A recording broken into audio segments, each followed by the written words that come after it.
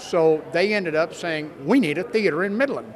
And Art decided to stay, the people decided to stay, and that was it. They did the Summer Mummers.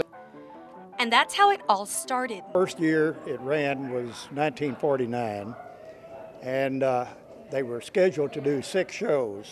Ticket prices were $1.25 per ticket, and I think they cleared about $1,800 for the whole season. In the beginning, it was hard for them to find a place to call home.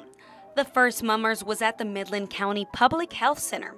They moved on to the American Legion Hall and the VFW Hall. And so the American Legion Hall was where they decided to set their roots for a while. But they never seemed to have enough room. And dressed out in the alley, they dressed out in the parking lot.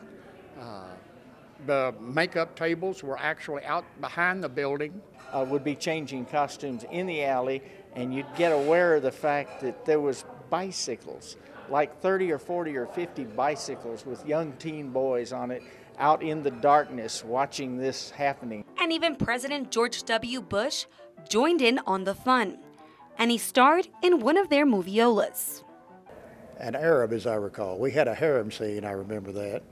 And his parents were well known, his family was well known because they'd been an integral part of the community, so he was known in that sense, but I don't think anyone could foresee what kind of political career he would have.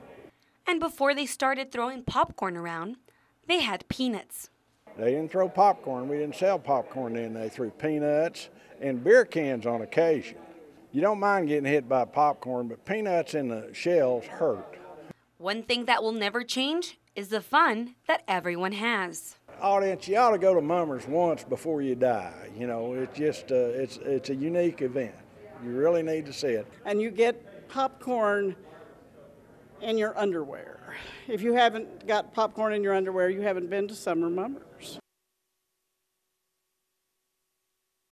When we were kids, bullies pushed others down and took their lunch money or made fun of them in class. But today, children as young as 9 have cell phones and Facebook accounts and seem to operate them better than most adults, bringing bullying from the playground into cyberspace. Cyberbullying is becoming more and more of an issue. Lieutenant Mark Rowden with the ECISD Police says they're seeing more and more bullying situations online. One person gets on and says hateful things about another. Or on their cell phones. They're texting it to, 150 people if they're texting something negative about another student. School administrators say the problem with cyberbullying is that it's almost impossible to escape, and it escalates faster. So it can get very serious real quick. Spencer Thompson is a developmental psychologist at UTPB. He says there's a thin line between teasing and bullying. Bully is someone who's persistent in labeling you, putting you down.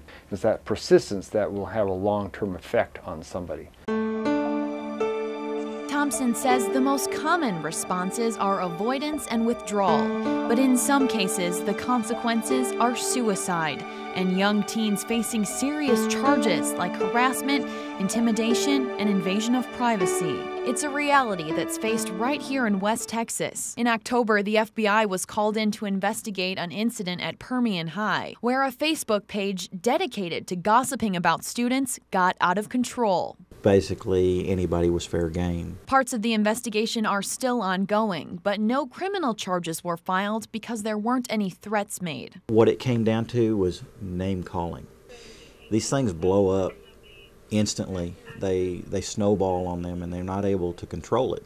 It can become threats. They can become harassment. During the last legislative session, Congress changed the wording on bullying laws, making them more detailed and easier to prosecute. We have a very close relationship with our prosecutors. They're able to prosecute things that we're not aware of. For Rowden, it's a new way of policing. And for school administrators, it's a new way of figuring out how to educate kids in a world where they're the experts. What about cyberbullying? What do we do about this?